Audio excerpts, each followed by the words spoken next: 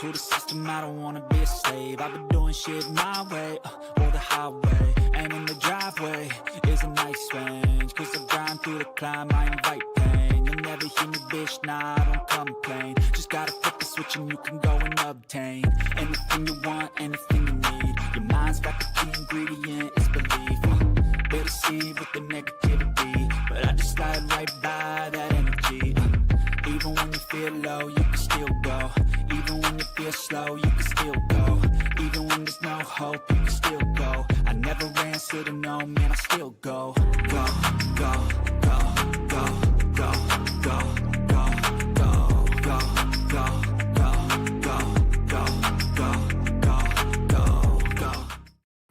What's going on, everybody? Welcome back to the Gallop Out. I'm your host, Ryan Anderson, and you just saw me on with Racing Rachel McLaughlin from Horseshoe Indy. Prior to that, it was with Eric DeCoster of In the Money Media and Prairie Meadows, and now we're going to Arkansas, or we're going to New Jersey, or we're going to the hometown guy in Southern California. That is Matt Dinerman. Matt, welcome to the show, or welcome back to the show, I should say. Just saw you at Del Mar earlier today, but how are you doing? You're back at the house.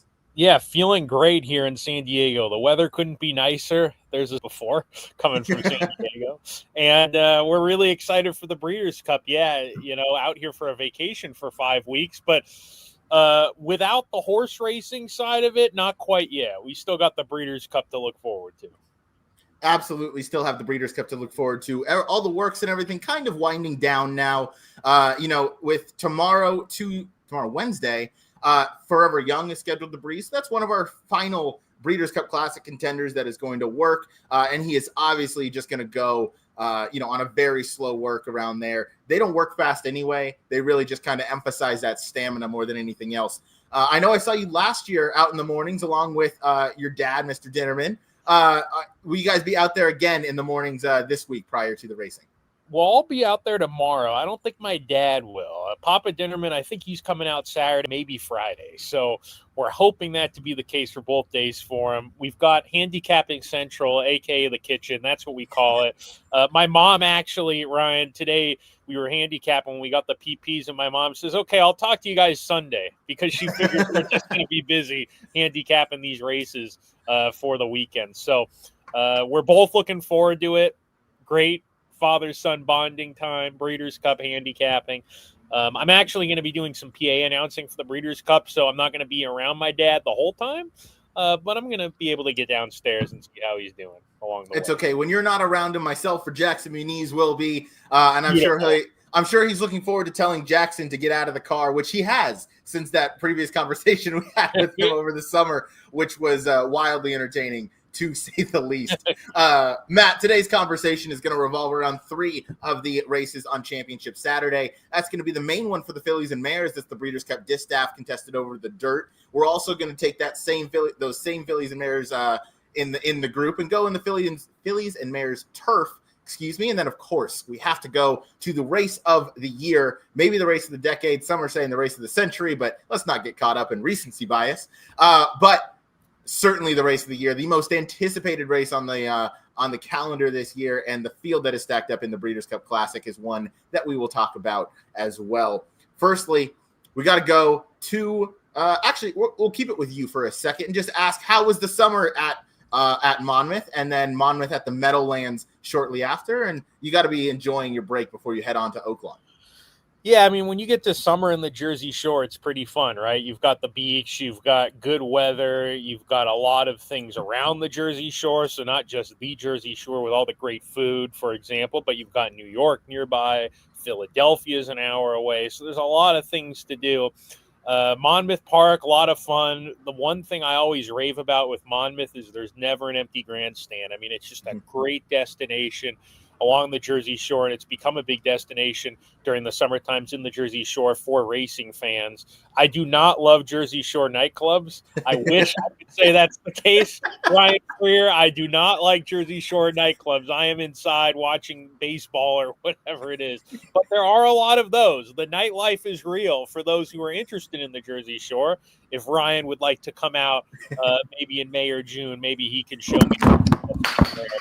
But yeah, a lot of fun, and the Haskell was a phenomenal phenomenal day of racing. Journalism winning the Haskell was probably the best race I've ever called in my 10-year career. It was just, tons of people after the wire because all these college kids were there. It was a very young crowd, and they all bet, the heavy favorite Journalism. Sure, there were beer and hats being thrown in the air. It was just a phenomenal scene. So Haskell Day was great, but again, the Jersey Shore, really fun with Monmouth Park being a major destination. It's turned into that for folks of all ages, and you always just see tons of people in the picnic area, everybody having a good time. So, like everywhere else, we're always looking to improve, and we're hoping next year things can be even better. Yeah, no doubt that the Haskell Day card is always one of the best of the summer, and Monmouth absolutely the place to be with some of those premier racing that you have going on. All right, other than Ryan Freer, we'll check in with the chat. We got Ruben in here saying, let's go, Ryan. Thanks. Their third show of many. Katie with the hello to Matt. And then Terry Frank, when do you rest? I will rest the day after the Breeders' Cup. That's like November 3rd or something. That's the day circled on my calendar when I'm going to sleep and do absolutely nothing. Until then, we get to have fun. I get to have a bunch of awesome guests on, yourself included, Matt. I get to, be at the track at Del Mar every day working for whether it's Del Mar themselves or Breeders' Cup or FanDuel or just enjoying my time out there. It is work, but it's also a ton of fun, and I know you can relate to that 100%, whether you're here at Oaklawn or at Monmouth Park. Yeah, absolutely. It doesn't feel like a job, right? It's like, hey, we're paying you to go have a good time. That's what it feels like. Exactly. But hey, if you're at Del Mar, it's one of the most picturesque tracks you can find with the beach right next door. The weather is impeccable, for lack of a better term, I suppose. Fantastic. Tons of words to describe the weather. And with that, I think that's one of the reasons why the Breeders' Cup loves having Breeders' Cups at Del Mar and Santa Anita in California, because the weather is, knock on wood, very, very reliable. So, Oaklawn's different than Del Mar. I'll tell you that. But we both tracks love our racing. Yes, both tracks love the racing. Breeders' Cup loves it at Del Mar. It's here 3 out of the last 5 years. And then, obviously now we're going to go off to Keeneland, New Belmont Park, and probably won't be back for a little bit, but we're certainly going to appreciate the time that we do have the Breeders' Cup here. And this year, we have one of the best Breeders' Cup classics to talk about. But we're going to start with the fillies and mares on the dirt in the Breeders' Cup Distaff. And we're going to start, they go 1 1/8 over the dirt track. Matt, what caught your eye here? Obviously, the post position draw was yesterday. Jackson Muniz, my co-host, mentioned that Nitrogen, perhaps of the entire 2 days of championship racing that we have, got the worst post position draw because she has never had to face kickback in her career yet on the dirt. So that's going to be something very new for her that she's going to have to kind of contend with. Do you agree with that statement, or do you maybe think that there are some others that you'd like to discuss in here that maybe either benefited or got hurt by the post draw? Well, I don't necessarily disagree with it. I would say that a filly like Seismic Beauty is probably just naturally quicker than Nitrogen. So I would agree with the notion that she may have to stalk the pace and deal with that kickback and maybe sit the pocket trip and hope that she can deal with that all right. I'm never opposed to saving ground, whether it be dirt or turf. I don't think it's a terrible post necessarily, but I don't disagree that she won't be getting kickback. I think she'll be getting that kickback, and she'll have to contend with that in a large field. So it might be a little bit of a different trip for her. I actually really think that Scottish Lassie's a little bit interesting in this race, even though that she sort of has her good races and bad races. I thought last time she didn't get a good trip at all. She was way too far back on a relatively speed biased track at Parks, and she went off at 8-5, was projected to win, did not, but she didn't get a good trip at all that day. Her coaching club, American Oaks, was outstanding. And really in a race where there are no world beaters, there's nobody in here that even older fillies and mares, nobody that really screams off the page here. I think looking for a runner like her who's 12-1 on the morning line, if maybe she can run her very best race. We saw her just with an absolutely amazing performance in the Frazette as a 2-year-old. So she's got that brilliance ability. I think she's very interesting. But I was also a little bit interested to see what Seismic Beauty's morning line odds would be and what she's going to go off at. And at 9-5, I think that's a little bit low for her, coming out of those California grade 2, grade 1 races in which she's done things very nicely, but she's gotten everything her own way on the lead. Looks like the quickest filly in the race. So out of the gate, she should be on the lead and she could clear off again. But it'll be interesting with a much bigger field signed on. It'll be interesting to see how she does here. It will be. Seismic Beauty, 9-5 on the morning line, set by David Aragona, who was on the show just a few days ago. I think 9-5, very deserving favorite. I don't think there's any really disputing that. Those last two speed figures stand out in a big way, especially that last one at a 110. But you mentioned she had everything her own way. She was up front. She had no pace pressure the entire time. She was able to do things her own way. And while the fractions were fast, she was, if you're not pressured and you're not, being pushed by another horse, going 46 and change, going 22 flat, going 110 and 1, that's not as fast as if you were going 47, but yet a horse looking you in the eye and you're getting pressed to keep going. That takes a lot more out of you. So I agree that she's had everything her own way, and both of those wins have been nice. You have to imagine she's going to be up on the lead alone again, but you did bring up an interesting horse in Scottish Lassie, who two back again showed that ability to have that early speed and to be out there early. So I wonder what the tactics were last time out with Joao Rosario about trying to maybe take that horse back on a track that did not favor, closers. We saw Barnes, who tried to do his best Zenyatta impression. I don't know what that was about, but he came back to right the ship at Keeneland. But Scottish Lassie, I want to see this horse more forward. That's where she has done all of her best running. And you could argue in the CCA Oaks, she kind of had things her own way up top as well and was able to draw off really impressively. Something about the buyer speed figure that Seismic Beauty got just really stands out to me. And even if that figure was wrong by 6-7 points, you're still 3 points higher than the rest of this field. We've obviously had some big defections in Torpedo Anna and in Cavalieri, the other Baffert entrant who was doing really well, a perfect 5 for 5 on her career, or in her career, I should say. So it's going to be tough to beat Seismic Beauty. A horse like Scylla, very hard trying horse. Always seems to run her best race. Very much like her full brother Tacitus, maybe lacks that winning punch that's needed. This is a horse that I'm really excited to key everywhere underneath. I'll use Seismic Beauty on top and some cold exactas and whatnot. But I'm also going to try and beat Seismic Beauty and just key Scylla in that second and third spot. And, of course, have a win bet on her because I'd feel really dumb if she ended up winning and I only had her in second and third. But all that to say, I think Scylla is a very interesting horse, especially at the price that we should get on her. Well, and I wrote the exact thing on my past performances, exotic. She's not one that really has shown that oomph to run by horses down the lane, but she's always around. She's actually very versatile when you look at the fact that she can sprint 6 furlongs. She can go a mile and an eighth, no problem. So in that respect, the distance isn't a problem. She can work out a decent trip for herself. She can sit close and sprint. She can come from off the pace and routes. She's very versatile, but for whatever reason, she just down the lane in a dogfight, she doesn't quite get there and get the job done over everybody else. She's one that's always around. I would agree with you, Ryan. I think that underneath an exotic, she's a great use at 15-1 on the morning line.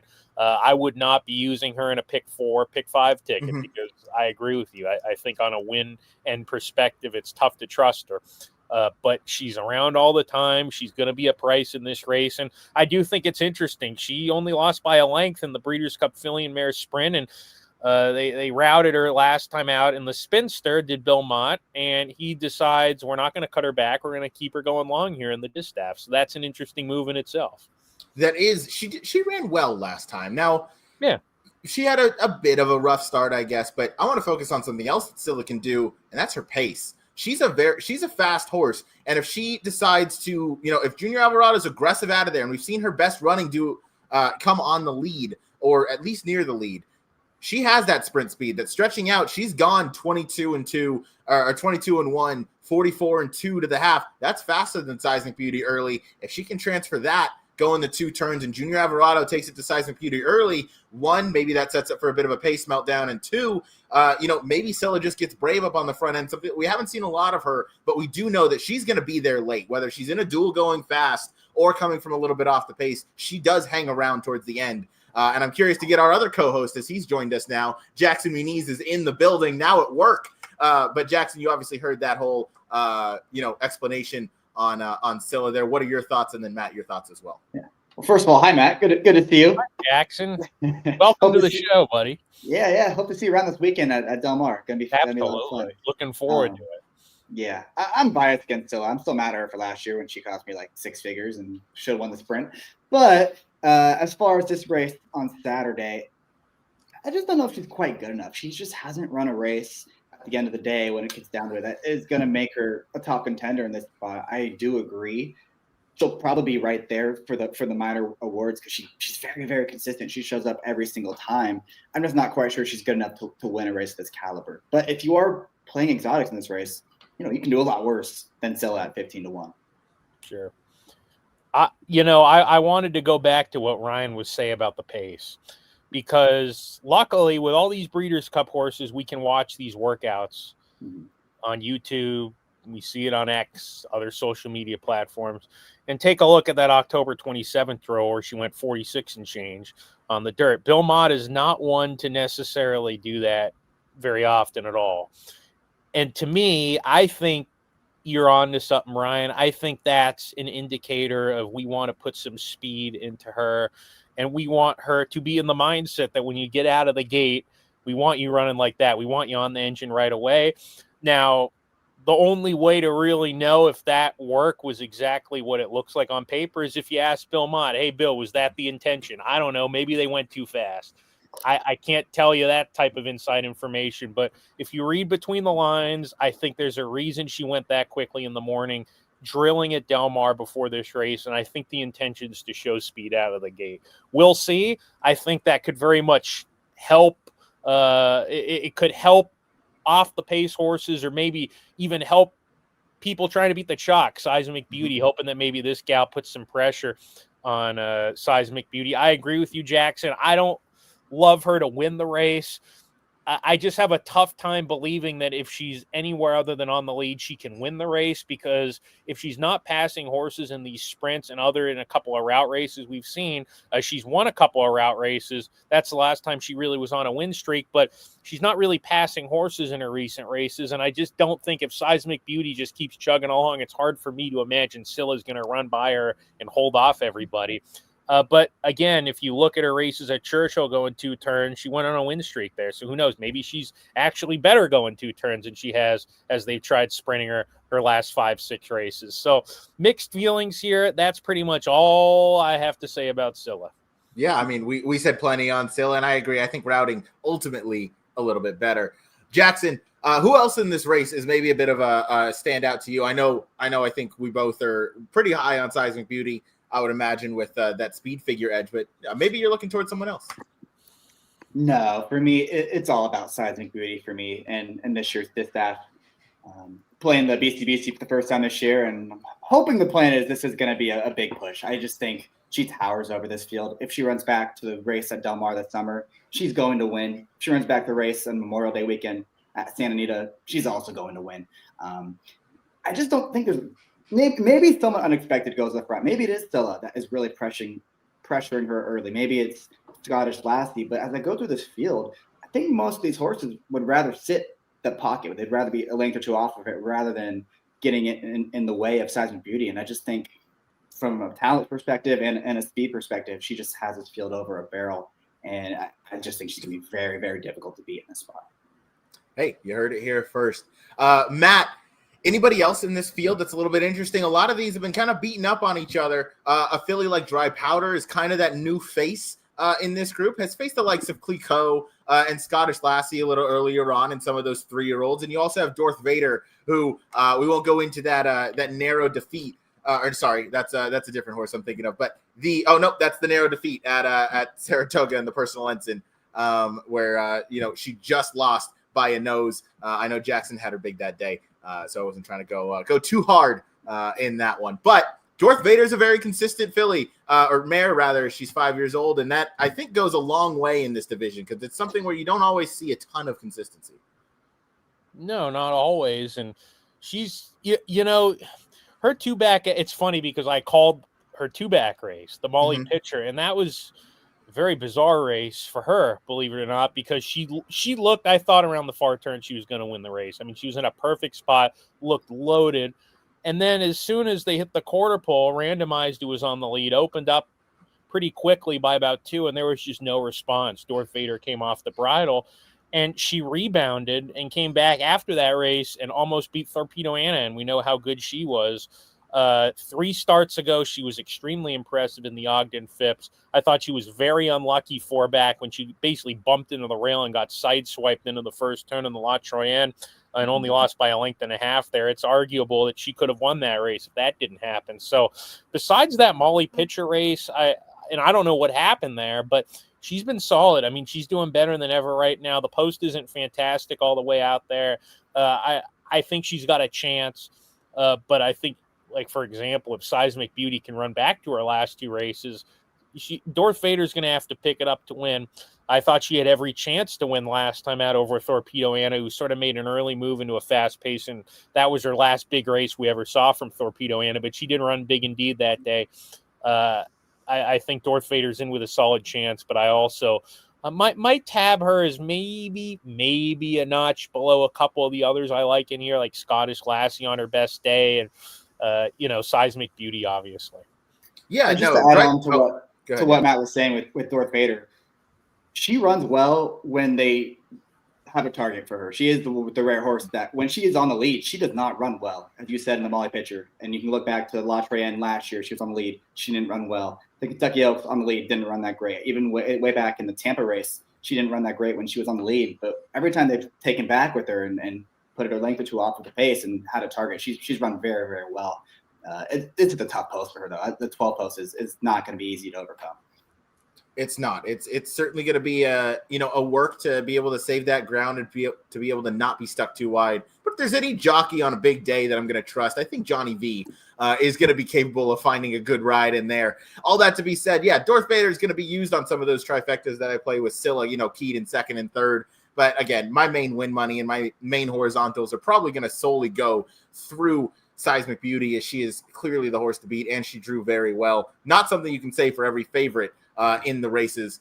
And with that, we will go to the last race on the day, and that's the Breeders' Cup Filly and Mare Turf, where some of your favorites did not draw the best out here. You have a horse, will keep going all the way towards the outside. Your top 2 betting choices in She Feels Pretty and See the Fire, drawing posts 13 and 14, respectively.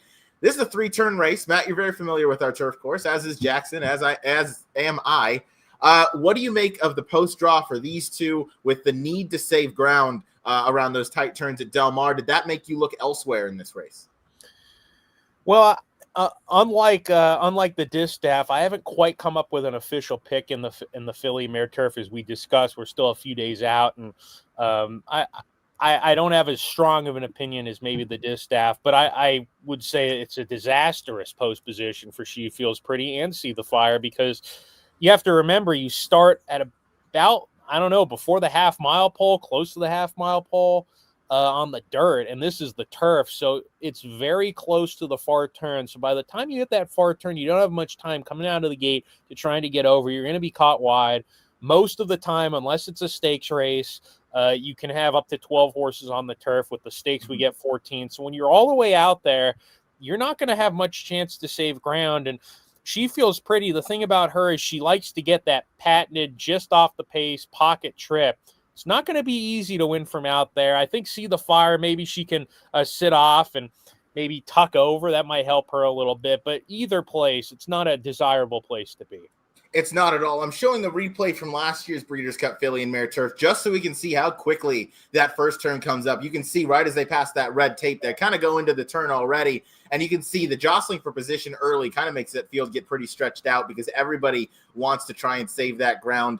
Cinderella's Dream was in this race, and I believe was the favorite somehow, where Moira ended up taking the cake that day. Although Cinderella's Dream, very talented horse. But that's for another discussion. Yes, saving ground is of utmost importance in here. We did see Mora win from post position 10 last year. We saw Rebels Romance win the boys version of this in the Breeders' Cup Turf from post 11, and he's looking to repeat and win 3 of the last 4. He drew much better this year, drawing the rail. But all that to be said, winning from the outside post is doable, but it certainly means that you have to be a very, very good horse, and you need a very good ride, and you need to not find trouble. And that's a lot to ask for to take a short price on a horse in a race as competitive as the Filly and Mare Turf. So, Jackson, I don't know your thoughts on She Feels Pretty. I feel like you're against her as well, but what are your thoughts on See the Fire, also being a top contender in here, who also drew out wide, which was kind of the theme of yesterday's post position talk? Yeah, first of all, this race being the last race for the BCBC is going to throw it completely wide open. I mean, you can make a case for about 12 horses in this race, and now that the two favorites are drawn outside, it's going to make life very, very difficult for them. We saw how quickly the turn comes up on that outside for these outside posts. I mean, they're going to get hung out there. And to your point about Myra last year, she did win from post 10, but she was wide almost every step of the way. I know she was 3 wide going to the far turn and was able to overcome that. So it definitely takes you have to have the ability to overcome something like that. And it's going to make it difficult for horses like She Feels Pretty, who we alluded to on the show earlier. She hasn't really proven that she really wants to go 11 furlong. She was getting tired late last time going to 10. The 11 is a big question mark. And now if she's going to be hung out wide, it's going to make it even tougher for her. So not sure how short of a price I want to take on her.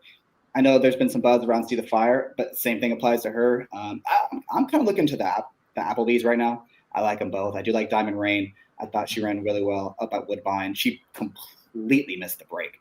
I don't know what happened. And that would be a concern again on Saturday if she does that in this spot, because this is a much tougher group.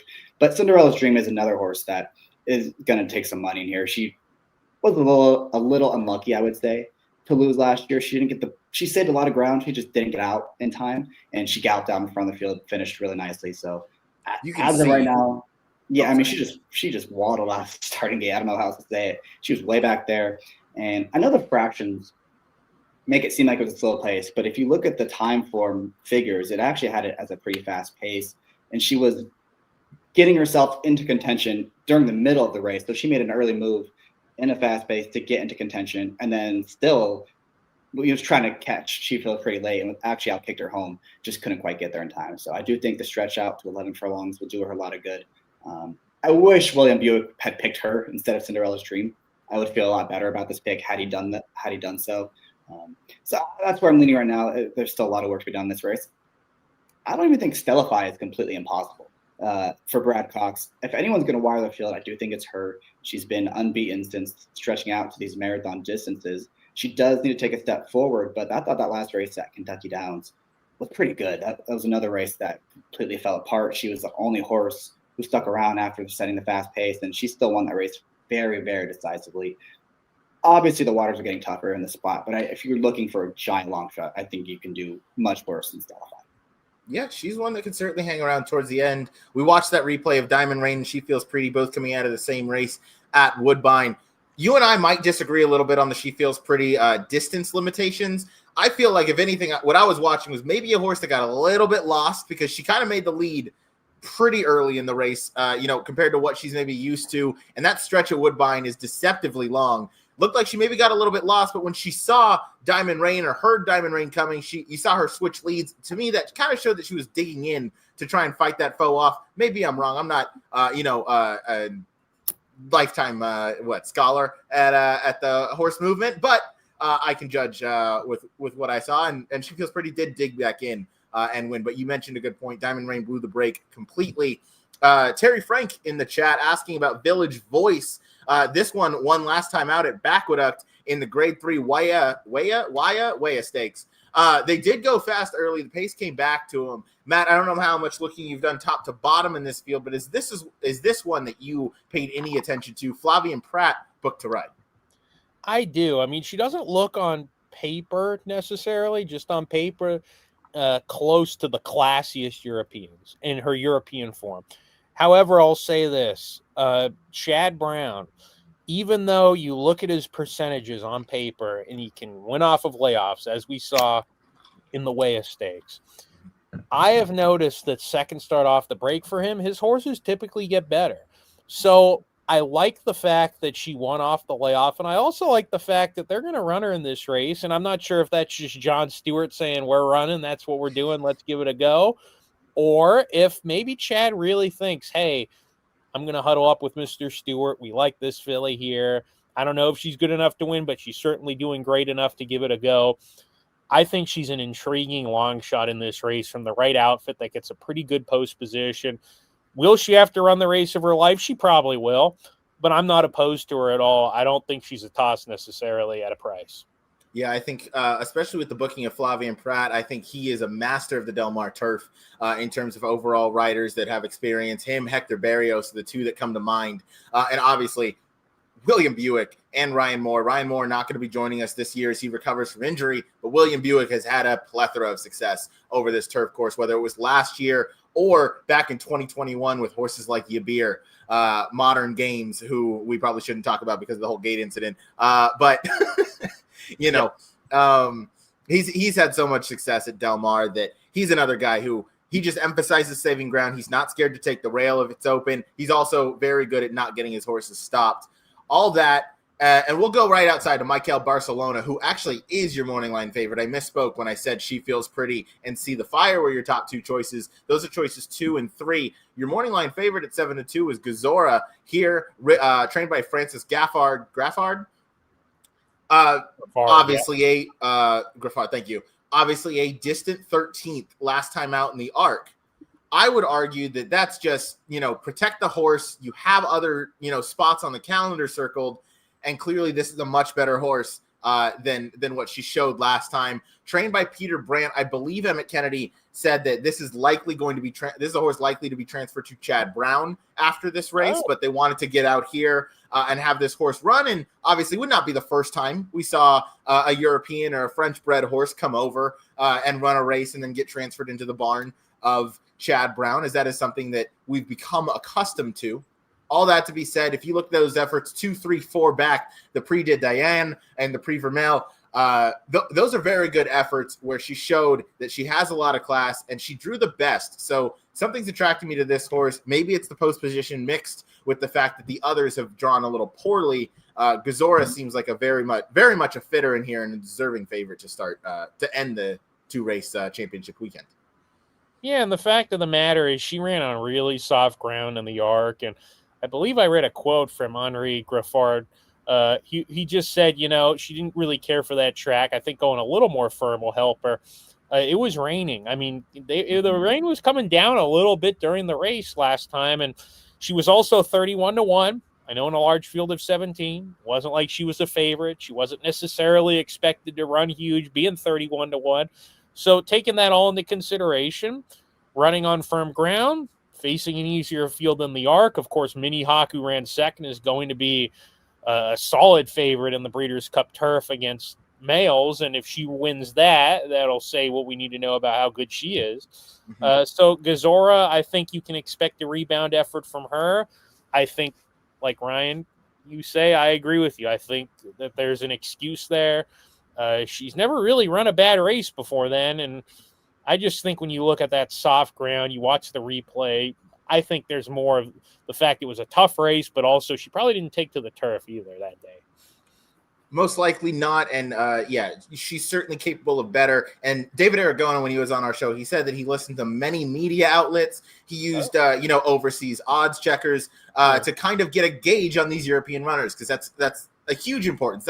These are their runners that are coming over here. We have much of a less concrete idea of who these horses are compared to the punchers and the handicappers overseas. He paid attention to a lot of those outlets, and he was able to take all that information. He likely adjusted a few. I'm not saying he adjusted this one based on post position draws. That was something that DRF and Breeders' Cup allowed him to do, which I think is important, because ultimately when we handicap these races, post position does matter to us when we handicap, at least most of us, and depending on the race.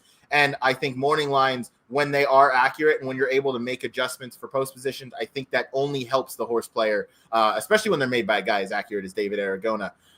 Jackson, your thoughts on Gazora and any other big threats you feel in this race? You're muted. You are, yes, you're muted. You were doing so there well. You were on a streak there of not. It's okay. It's okay. Yeah.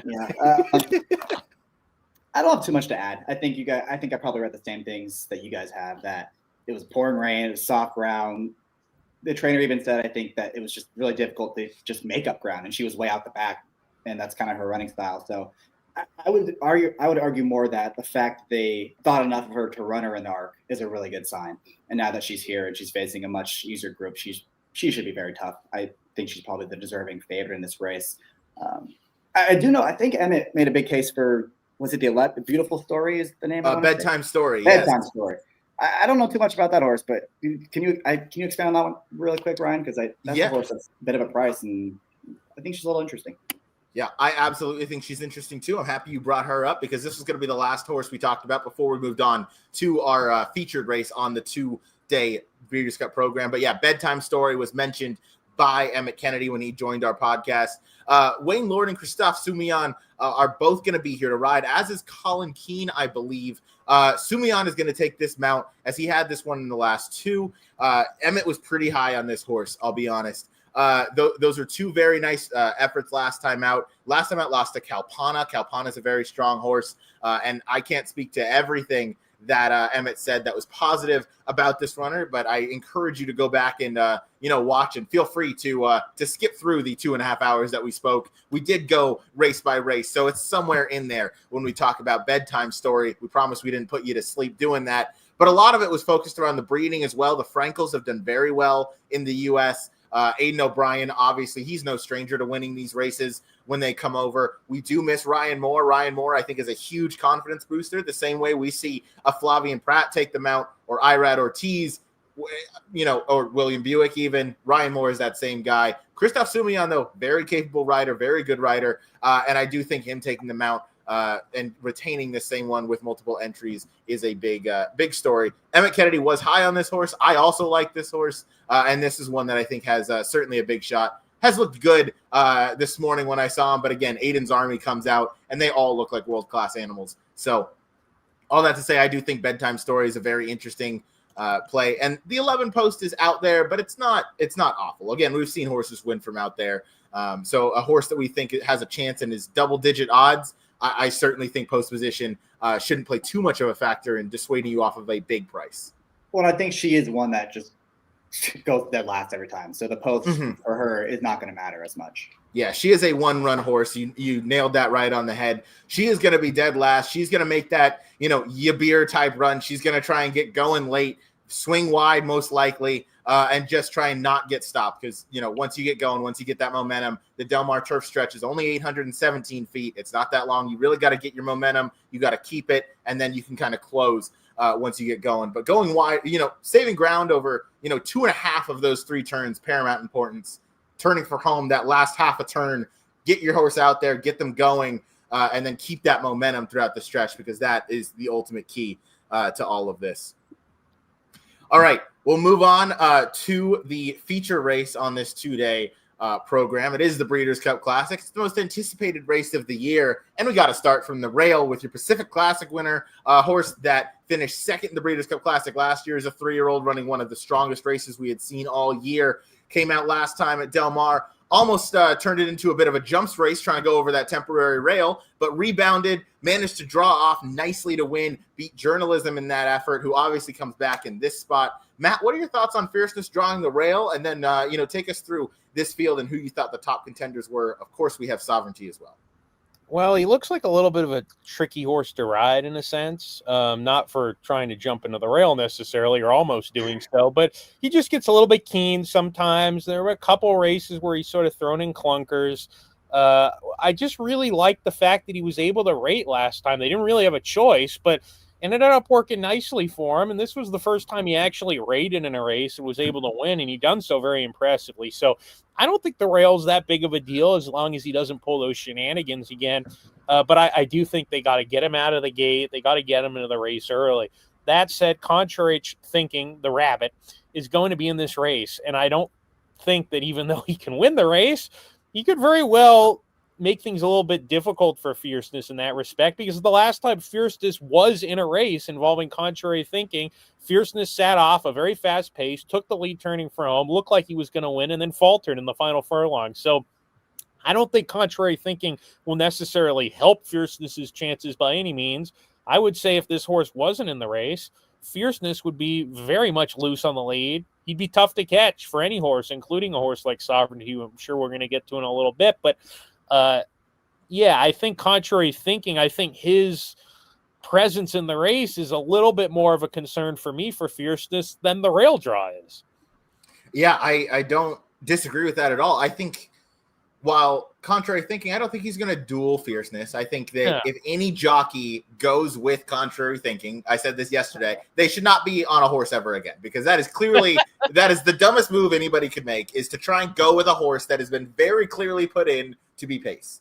That being said, I think putting other horses in chase mode because they have this horse, way out in front of them, unless they really do completely ignore him, if they run the race with him out there, there's a chance he put some others in chase mode, fierceness being one of them, and chase mode not necessarily the most comfortable position for a horse. And regardless of how what they're doing early, Sierra Leone's going to be very comfortable at the back of the pack. So he's going to need those other horses to be a little bit uncomfortable, because I don't think he's going to get that suicidal pace that they went last time. All that to say, though, contrary thinking might get the job done and making some other horses a little bit uncomfortable. And Sierra Leone is ever consistent, and 10 furlongs really does fit in his wheelhouse, because he's such a big horse. And when he gets going, he comes late, and he's like a train coming down the stretch. So Pratt is going to make that same move, I would imagine, get the lead, or try to, by the top of the stretch. And I hope we're in for a massive showdown. 2, 3, 4 horses that were all top contenders from this year, throwing it down as they come down, because this Breeders' Cup Classic certainly has the makings for a huge finish. So we'll keep working our way through the field. We'll go right into the inside of contrary thinking. Nevada Beach seems to be becoming a little bit of a wise guy horse.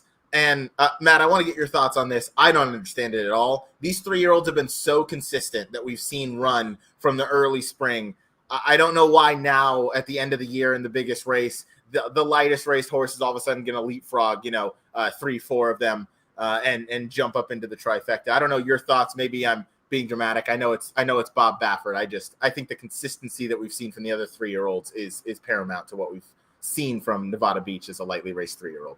And he's just not fast enough right now. I mean, the fact of the matter is, it's an awfully big ask to ask this horse to run in this race and beat horses like Sovereignty Journalism, Fierceness, Mind. I mean, that's a huge ask. Full Serrano won the Breeders' Cup Dirt Mile last year. He's a very nice horse. Is he best at a 1 1/8? Maybe, maybe not. I'd say maybe he's more of a miler type based on how he ran last time, and Nevada Beach beat him. Privman, who ran 3rd in that last race, came back to win the Tokyo City Cup against okay horses at best in the graded stakes ranks there. I just don't think this horse is fast enough. If he had more seasoning, I don't know if he's fast enough. He's a very nice horse, but I don't think he's up for the task of beating all of these horses in here. I even think a horse like Baeza, I think he's a better horse than Nevada Beach is at this point. I completely agree with that. Yeah, Baeza, quick thoughts on him. He is improving. He is doing the right thing. I hope we get to see him as a 4-year-old. I haven't seen anything to the contrary unless I've missed it. There's obviously been a lot of news, but I hope to see Baeza next year. He has a strong chance to kind of dominate that older division, as we know a lot of these are kind of going off the stud after this season. So I think if he were to mature as a 4-year-old, we haven't seen the McKinseys as 4-year-olds yet, but we obviously have seen that Puka can throw really nice runners time and again, and this does seem like one that continues to progress and get better. And obviously, you could not be in better hands than John Sheriff's as a trainer who knows how to bring them along as they get older. So those are some points on Baeza there. We'll keep going through the field. Jackson, I'll throw it to you. I don't think I gave you much of a chance to speak on Fierceness, who I know is your boy. So if you have any thoughts on him, please share, and then we'll go right into Forever Young. No, we'll just go to Forever Young. Okay. I'm leaning towards him as of right now being my top pick. The news of Sovereignty is definitely going to complicate everything that has to do with this race, so we'll have to kind of wait and see what happens tomorrow. But I think Forever Young at 6-1 is a pretty fair price, and we talked about it earlier in the week. That Saudi Cup race he ran earlier this year, I think, is the best piece of form of this entire race. I thought it was phenomenal. He was always involved in the pace. It was a hot pace. There were 4 horses across the track the entire time. It was always in between. He never got a breather. And the other horse that was his main rival was Romantic Warrior, who had everything go his own way. He loomed up around the turn, turning for home. He looped the field like he was going to win like a good thing. And Forever Young, after surviving that pace duel, regathers himself, gets to the outside, and runs that horse down. And Romantic Warrior at the time was one of the best horses in the world. I just thought it was a monstrous performance. And if he's able to replicate that, I do think he's going to win this race. Now, that came 10 months ago. It came around one turn. It came going 9 furlongs, and he hasn't run a race like that since. So there are question marks about whether he's going to able to run that race ever again. But if he does, I think he's going to win, and at 6-1 would be a really good price. So I thought the prep race was fine. They kind of just did what he wanted to do, and you can see right here, he's always battling. Every step of the way, he's battling 4 horses across the track, who all, by the way, finished way up there. And you see Romantic Warrior getting the run of it, who just sat behind him. Yep. He's going to go by right now, and then here comes Forever Young again in a second. I mean, how many races do we? Sorry, go ahead. How many races do we see that are over? Like, this horse got the great trip. He goes by the field. This race is history, and that's a really, really good horse, Romantic Warrior, who's gone right on by. Yes, this was one of the top horses, and I believe in Japan that in Romantic Warrior, and Forever Young, obviously a top horse in his own right, immediately fought back. He got switched to the outside. Matt, you call a lot of races. How unusual is it to see a horse that is between horses in a 3-4 horse duel the entire way around? I mean, it has to be very few and far between that you see a horse manage to gather himself and fight back from that. The gameness shown was unreal. Yeah, I mean, you got to have the heart to win to do something like that, and a lot of talent. I've always say you can teach speed to a point anyway. You can get horses to go a little bit quicker with certain things, blinkers, workouts, things like that. You can't really teach heart. They either have it or they don't. And especially when you see a horse like that running against that type of quality and doing something like that, you've got to have a pretty nice horse to do that. So, hey, he is just dancing all the dances. He always shows up. And there's no reason that he won't again. He lost last year.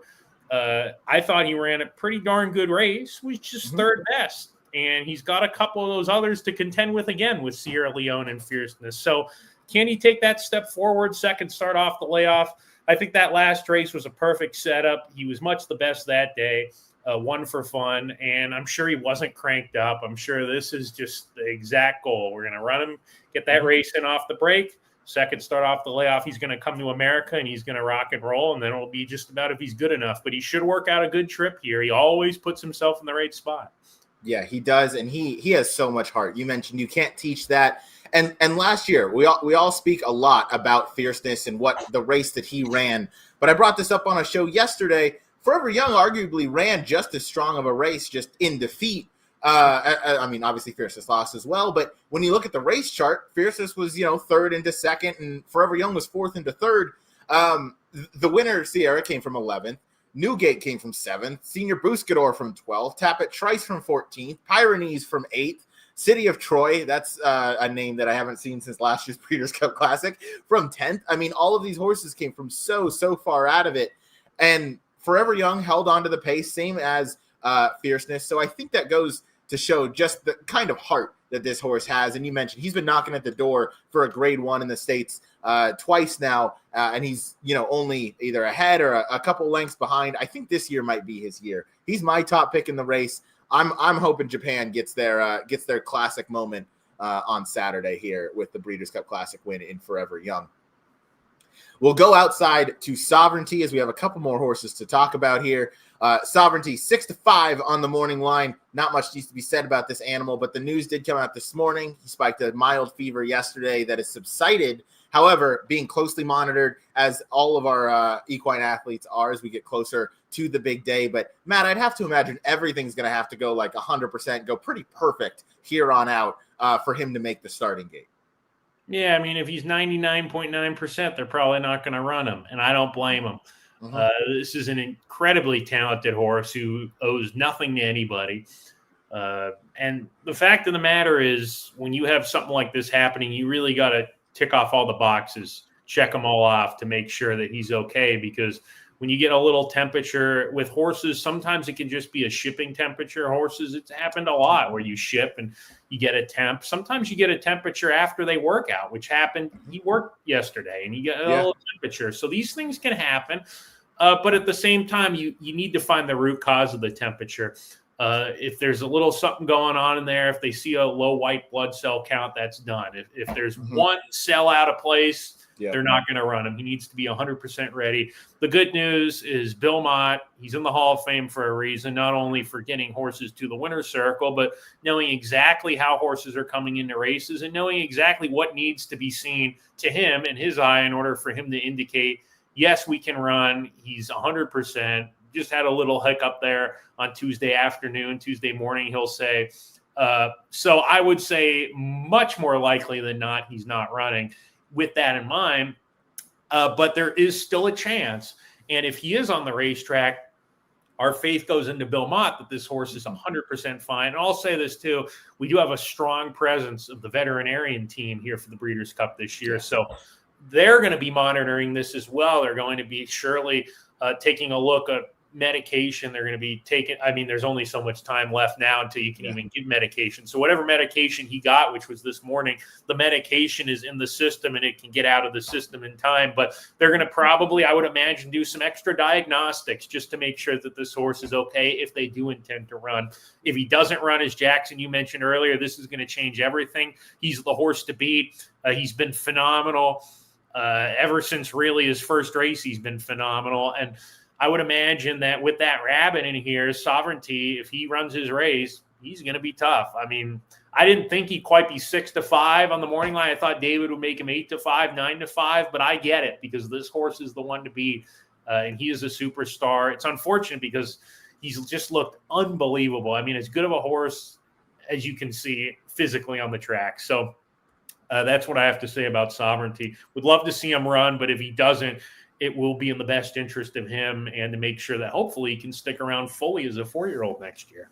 Well put. I have no notes on that because, his 3-year-old campaign speaks for himself, and the horseman that Bill Mott is, he will only be on the track if he is truly 100% and good to go. So we'll monitor that situation. Last one we should talk about is going to be last year's Breeders' Cup Classic winner. That's going to be Sierra Leone, drew post 7. Post not really an issue in this race. They go the 1.25 miles. You have the entire length of the stretch, and we know exactly where Sierra is going to be early. He's going to be dead last. Question for you, Matt, because we obviously know the consistency that Sierra is. He's never been out of the trifecta, in the 13 career starts. He's an earner of over $7 million. He's lived up to that $2.3 million purchase price, which you don't often see. Do you think, with the lack of early pace, I know we have the rabbit that we've talked about, but do you think there's a chance that maybe Flavien tries to get this horse just a little bit closer to the pace? Maybe how he was in the Stephen Foster. I know he didn't win that day, but that was arguably not his best distance, but he was significantly closer to the pace that day. I don't think so. I don't think it's necessarily about being close to the pace. If there's a rabbit in there, for example, as opposed to being a little bit closer to competition that he feels is a threat to him. What I was going to say earlier about fierceness, if I'm John Velasquez and contrary thinking's in this race, you ride the race like he's not even there. You let him open up 5, 8, 10, whatever he wants to do, and you just set the pace in your own little race right behind him, and he'll end up, I would imagine, coming back to you. So with that in mind, a horse like Sierra Leone, maybe they try to keep a little bit closer, keep an eye on journalism. Fierceness, obviously, a lot faster, so there's not too much you can do there. But maybe if you're 8 lengths behind Fierceness early on instead of 10 or 11, maybe that'll help you a little bit. I've never picked this horse. He's so trip dependent. He's hard to trust in that respect. He hasn't had every single great trip in every single race. I mean, there are a couple of races he's broken slow. He's been a work in progress, as we know, as a 3-year-old. But I will say that if Sovereignty doesn't run in this race, this horse could very well be my top pick because the rabbit's going to set that pace for him. He's doing better than ever, it appears. Chad Brown is thrilled with him. He looks fantastic in the mornings, and he just needs that pace. And when he gets the pace, he's a different horse, and he's a really good horse. And a horse like him in journalism, it'd be hard for me to separate those two. I could see either of them winning if Sovereignty doesn't run in this race.